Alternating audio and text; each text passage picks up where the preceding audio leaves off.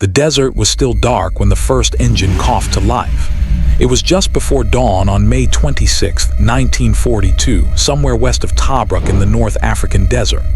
The air was cold, sharp, and filled with the smell of oil and sand. Inside a cramped American tank, a young crew waited in silence, listening to the distant rumble of German engines moving in the darkness. They had been told this tank was not respected. They had heard the jokes: thin armor, weak gun, a machine that could not stand against the Afrika Korps. In the next few hours, those assumptions would begin to collapse. This is the story of how a tank built for speed, not strength, reshaped a battlefield dominated by fear. How crews learned to survive not through armor, but through movement. And how German forces under one of their most respected commanders discovered that underestimating a weapon could carry a deadly price. At first glance, the tank did not look impressive. It was tall, narrow, and simple. The design already felt outdated even as it rolled off American assembly lines. British crews who first received it in 1941 saw its weaknesses immediately. The armor was thin. The silhouette stood high against the horizon, and its main weapon, a 37mm gun, seemed too small to face modern German panzers. German officers, reviewing early intelligence reports, dismissed it quickly. Compared to the Panzer III and Panzer IV, this machine looked fragile, easy prey. They were seeing steel. They were not yet seeing what steel could do when combined with speed. This was the M3 Stuart. British crews gave it another name, the Honey, because it moved like one. The Stuart was born during a period of urgency. American factories were accelerating production even before fully entering the war. Under the Lend-Lease program, tanks crossed the Atlantic to reinforce Allied forces already fighting for survival. The Stuart was never intended to dominate armored battles. It was designed to move fast, gather information, support infantry, and exploit opportunity. And in North Africa, opportunity existed everywhere. The desert offered no forests for concealment, no cities for protection. Visibility stretched endlessly. Survival depended on awareness and movement. The Stuart excelled in both. British crews quickly noticed its reliability. Its engine performed consistently under punishing desert heat. Its suspension handled sand without constant breakdown. Its speed allowed it to cross terrain that slowed heavier machines. It gave crews something more valuable than armor. It gave them initiative. German forces under General Erwin Rommel had built their success on maneuver warfare. Speed and surprise defined their operations. They struck hard, moved quickly, and disrupted enemy defenses before resistance could form. Now, they faced an enemy capable of the same. Early clashes during Operation Crusader in November 1941 revealed the change. Stuart units advanced aggressively, targeting German reconnaissance vehicles, supply convoys, and exposed positions.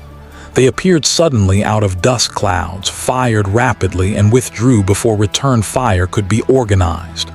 German crews began reporting a pattern. These tanks did not stay still. They did not wait to be engaged.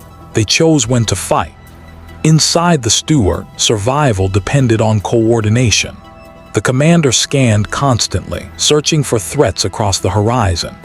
The driver adjusted position, balancing speed with terrain. The gunner tracked targets through a narrow sight, waiting for the precise moment to fire. Every decision mattered. Every second mattered. One hesitation could mean destruction.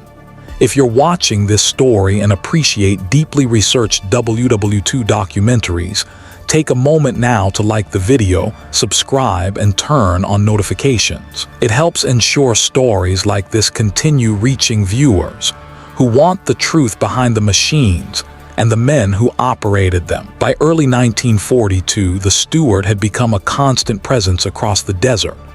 British armored formations used them aggressively, pushing ahead of heavier tanks. They scouted enemy movements, identified weak points, and disrupted supply routes. Their 37mm gun could not reliably penetrate heavier German tanks from the front, but it did not need to. from the side, from behind, from close range. It was lethal. German crews learned to protect their flanks carefully. Supply columns required heavier escort.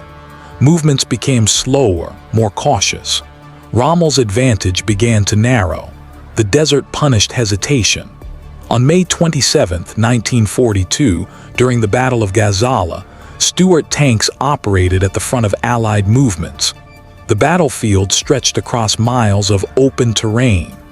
Dust clouds rose into the sky as armored formations maneuvered for position. Stuart crews moved ahead of the main force, identifying enemy positions and exploiting weaknesses. They attacked supply trucks, artillery batteries, and isolated vehicles.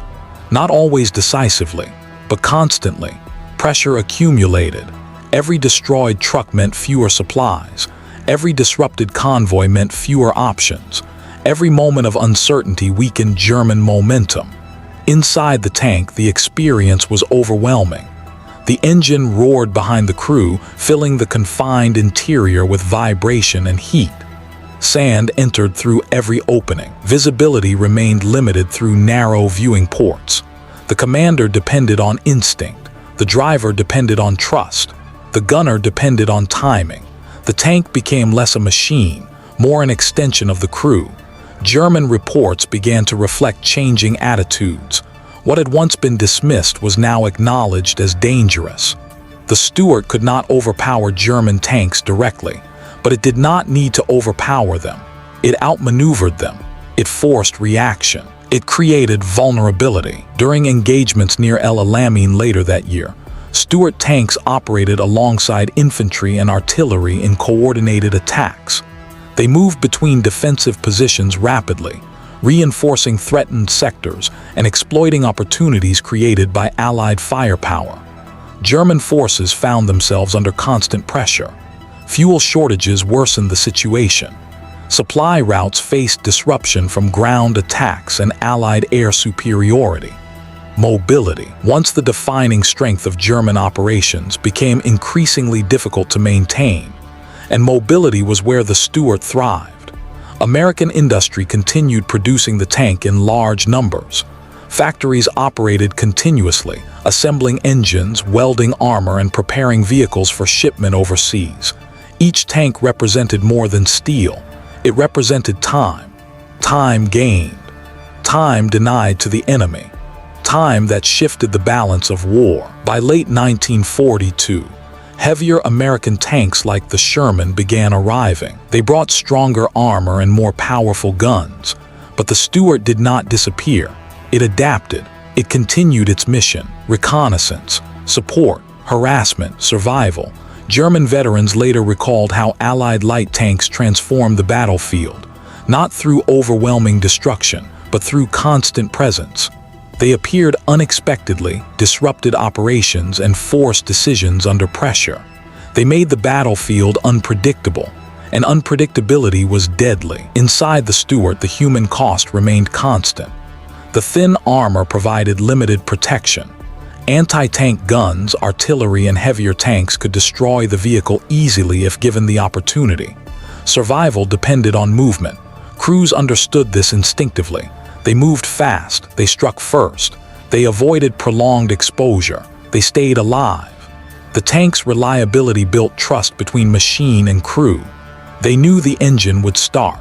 They knew it would carry them forward. They knew it would give them a chance, and sometimes a chance was enough.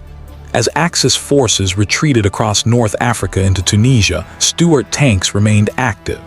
They scouted mountain passes, guarded supply routes, and pursued withdrawing columns.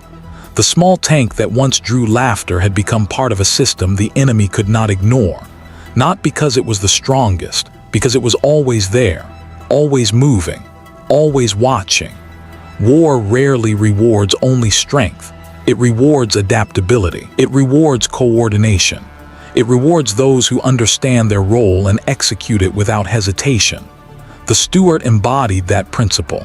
It was not designed to dominate, it was designed to survive, and survival shaped victory. By the end of the North African campaign, Allied forces had secured control. Multiple factors contributed: air power, logistics, leadership, but mobility played a decisive role. The Stuart helped provide that mobility. It extended Allied reach. It protected vulnerable units. It disrupted enemy plans. And it proved something essential. Armor alone did not decide survival. Movement did. Long after the fighting ended, abandoned tracks marked the desert floor. Steel faded under sun and sand, but the legacy remained. The tank that had been underestimated had proven its worth, not through brute strength, through persistence, through speed, through the determination of the men inside it. Because in war, survival rarely belongs to the strongest machine. It belongs to the crew that understands how to use it. And across the North African desert, the Stuart gave those crews exactly what they needed most. A chance to live, a chance to fight, a chance to endure. Which part of this story stayed with you?